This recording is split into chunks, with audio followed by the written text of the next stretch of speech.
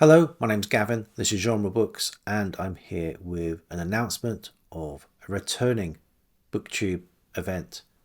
An event lasting over April and May of this year, the return of spring into adventure.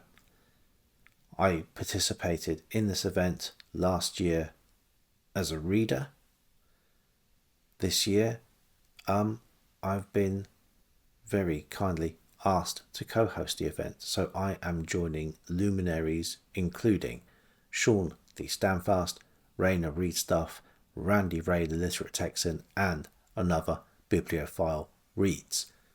We have some ideas, we have prompts, we have a group read. Let's start with that group read. It's Round the World in 80 Days by Jules Verne. Originally published 1873, this is my 1956 Fontana version, and it's Round the World in 80 Days. I'm sure you know the book or one of the many film and TV adaptations. Everything from David Niven to David Tennant with an animated line thrown into the mix. Not a group read, but I might follow that up with this, The Other Log of Phileas Fogg by Philip Jose Farmer. So a sequel of sorts. Speaking of sequels, the group read from last year was H. Rider Haggard's She, and I will see if I can also in this event read the sequel to She, Aisha. Hopefully it won't be the only H. Rider Haggard I am reading. I've been saying I need to read this on a number of occasions. This is my next best opportunity to get it read. King Solomon's Mines, a book I have not read since I was 9 years old. Not the only sequel I want to be reading as part of this event either. Not as part of Spring into Adventure. Last year I read Prisoner of Zenda. It might have been the year before. But I found the sequel, Rupert of Hentzau, so I shall be giving that a go. The prompts are fairly accommodating. You can do pretty much what you want. But what we have in mind is a piece of fiction and a piece of non-fiction from before the 19th century, and a piece of fiction and a piece of non-fiction from after. So let's look at the non-fiction that I might be reading. And for my pre-19th century non-fiction, for some reason, by accident, both of these are Folio Society, but I have Bernal Diaz, The Conquest of New Spain.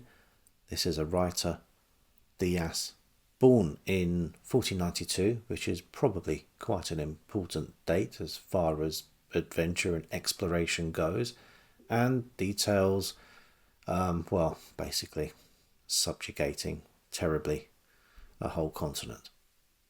And subjugating an entire continent is possibly also the story of the Oregon Trail by Francis Parkman, which I shall be reading probably in May in a little bit of a run-up towards June on the Range.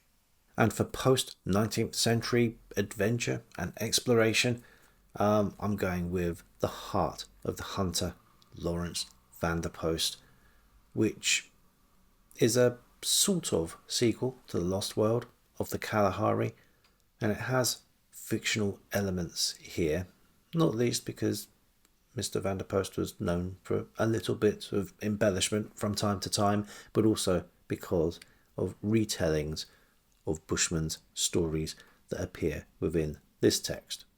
I'm also going to be a little bit cheeky and try to shoehorn one of my other projects and allied that with Spring into Adventure, and I'll be doing this through Lost Civilisations, and I'm focusing on going to Tibet.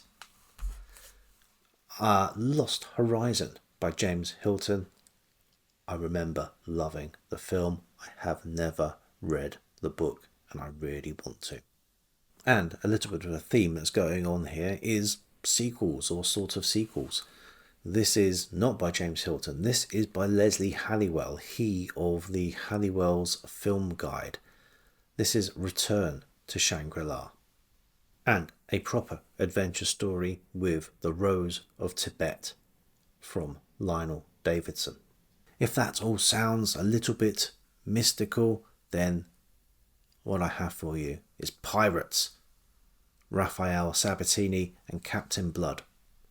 So last year, I think as part of this event last year, I read Cup of Gold by John Steinbeck's first novel.